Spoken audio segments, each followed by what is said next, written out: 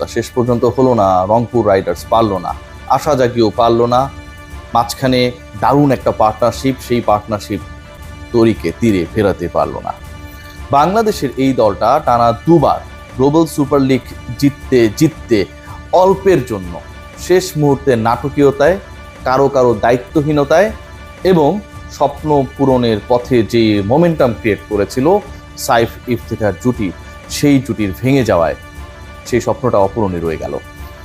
আজকের ম্যাচে যেভাবে রংপুর ফাইট ব্যাক করেছিল, যেভাবে প্রায় 200 ছুঁই স্কোরটাকে টপকে যাবার একটা সম্ভাবনা দেখিয়েছিল, যেভাবে সাইফ হাসান ব্যাট করছিলেন, যেভাবে ছক্কা মারছিলেন, 4 মারছিলেন, প্রায় 160 স্ট্রাইক রেটে অলঙ্ঘনীয় টার্গেটটাকে নিজেদের কাছে, নিজেদের দৃষ্টিসীমার মধ্যে নিয়ে আসার চেষ্টা করছিলেন, সেই স্বপ্ন ভঙ্গ করে দিলেন পাকিস্তানি ইফতেখার। স্মার্ট ক্রিকেট যখনটাই আমরা আশা করছিলাম, ঠিক তখন আনস্মার্টনেসের পরিচয় দিয়ে 2 কল করার পরও যখন নন স্ট্রাইকিং প্রান্তে সাইফ হাসান চলে এসেছেন অলমোস্ট, তাকে ফিরিয়ে দিয়ে 73 রানের পার্টনারশিপটা ভেঙে দিলেন। 7 ওভারে সেই পার্টনারশিপ হয়েছিল।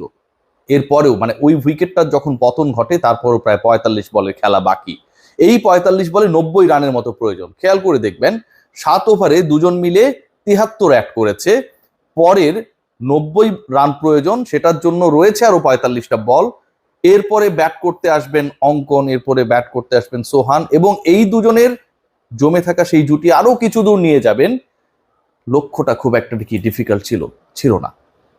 মাহিদুল ইসলাম অঙ্কনের 17 বলে 30 রানের ইনিংস, 200 স্ট্রাইক রেটের ইনিংস, 3টা ছক্কা 3টা 4-এর ইনিংসটা দেখলে একটা ব্যাপার ক্লিয়ার হয়ে যায় যে সাইফ আর ইফতেখারের পার্টনারশিপটা ওইখানটায় যদি বেরসিকের মতো না ভাঙতো, ইফতেখারের দায়িত্বহীনতার মাধ্যমে যদি এই জুটিটা নষ্ট না হতো, তাহলে বাংলাদেশের এই প্রতিনিধি নিশ্চয়ই লক্ষ্যের কাছাকাছি বা লক্ষ্যটা টপকেও যেতে পারত। আলোচনার ভেতরে যখন প্রবেশ করব, ঠিক তখন শুরুটা বলতে হয় বাংলাদেশের অবস্থা কি ছিল। বাংলাদেশের প্রতিনিধি রংপুর রাইডার্স, তাই বাংলাদেশই বলছি। 29 রানে 3 উইকেট নেই। সৌম্য সরকার আরো একবার ব্যর্থতা। এরপর কাইল মেয়ার্স, যিনি প্রত্যেকটা ম্যাচেই অবদান রেখেছেন, ফাইনালের মেগা মঞ্চে তিনি পারলেন না ইব্রাহিম জাতরান। 29 রানে 3 উইকেট যখন নেই, যখন পাওয়ার প্লেতে এলো 32, যখন প্রথম 10 ওভার শেষে স্কোরটা 65, সেখান থেকেই সংগ্রামটা শুরু করেন সাইফ হাসান। সেই সাইফ হাসান ইফতেখারের সাথে 43 রানসের পার্টনারশিপ করেন। 27 বলে তিনি যে ইনিংসটা খেলেন, সেই ইনিংসের স্ট্রাইক রেট 160। যত সময় করাচ্ছিল, সাইফ যেন বিধ্বংসী রূপে আবির্ভূত হচ্ছিলেন। কিন্তু শেষ পর্যন্ত ইফতেখার যেটা করলেন, শুধু রংপুরের স্বপ্ন ভাঙেননি, সাইফকে আউট করেননি, রীতিমতো আমার চোখে, আমার দৃষ্টিতে, আমার বিবেচনায়, আমার পর্যবেক্ষণে একটা ক্রাইম করেছেন। দেখুন, এমন একটা সিচুয়েশন যখন মোমেন্টাম বাংলাদেশের প্রতিনিধিদের পক্ষে, যখন মোমেন্টাম এমন একটা সিচুয়েশনে রয়েছে যে আপনি যদি প্রতি ওভারে অন্তত একটা বাউন্ডারি মারেন বা ওভার বাউন্ডারি মারেন, বাকিগুলো সিঙ্গেলস নিয়ে খেললেই 11-12 রানের যে টার্গেটটা পার ওভার যখন দুজনের জুটিটা জমে উঠেছিল, সেটা অ্যাচিভ করা সম্ভব।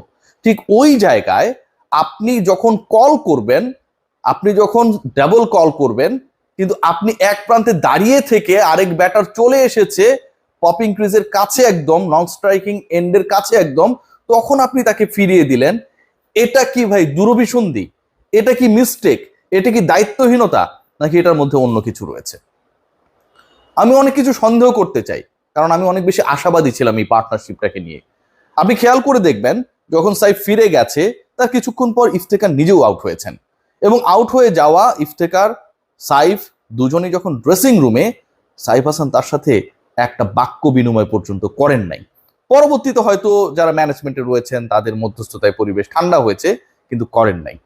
খেয়াল করে দেখবেন মাহিদুল ইসলাম অঙ্কন যেভাবে খেলেছিলেন, এই দুজনের একজন যদি টিকে থাকতেন, তাহলে কিন্তু বাংলাদেশের প্রতিনিধিরা সেই লক্ষ্য অ্যাচিভ করতেই পারত।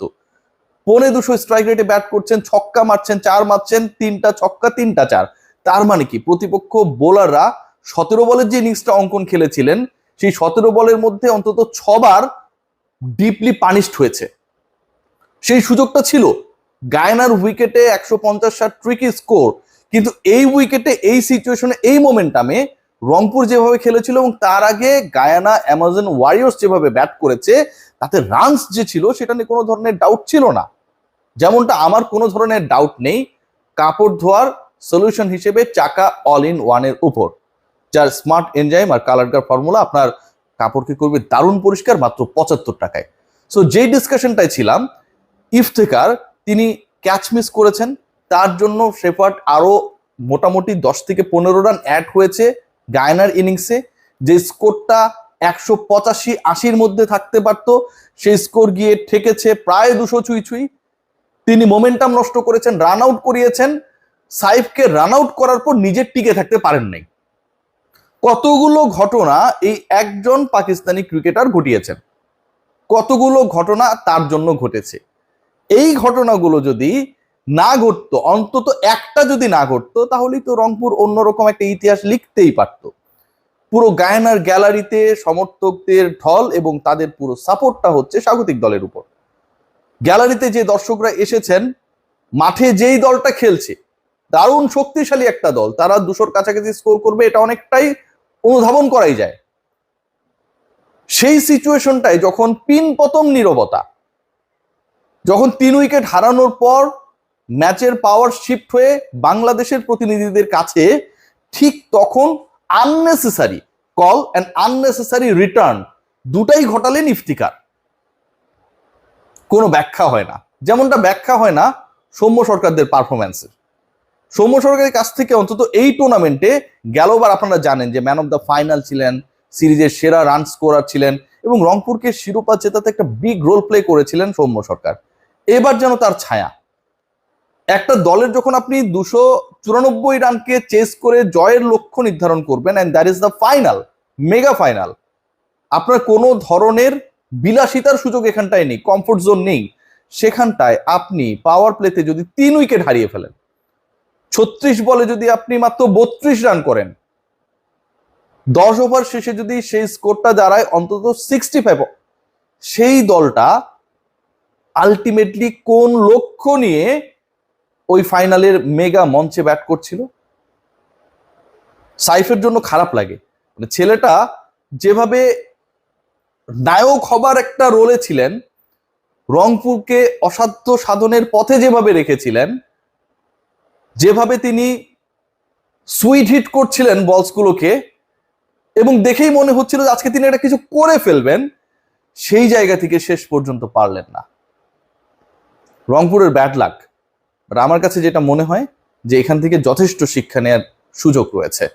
73 রানের পার্টনারশিপটা 7 ওভারে হয়েছিল, দরকার ছিল আর মাত্র 90+ রানস, হাতে ছিল 45 বল। এই চতুর্থ উইকেট পার্টনারশিপে প্রতি ওভারে এই দুই ব্যাটার ইফতিখার এবং সাইফ তুলেছেন 10 রান প্লাস। তাদের দরকার ছিল পরের 45 বলে, অথবা যেই 6 ওভার 3 বল বাকি ছিল, 7 ওভার 3 বল বাকি ছিল, তাতে প্রতি ওভারে 12 রান প্লাস। প্রতি ওভারে 2টা করে রান এক্সট্রা নিতে পারলেই রংপুর তার জয়টা অ্যাচিভ করতে পারতো। শেষ পর্যন্ত হলো না। তবে বাংলাদেশের প্রতিনিধিরা এরকম একটা আসরে টানা 2বারের ফাইনালে উঠেছে, একবার চ্যাম্পিয়ন, একবার রানার্স আপ, সেটাও কি কম?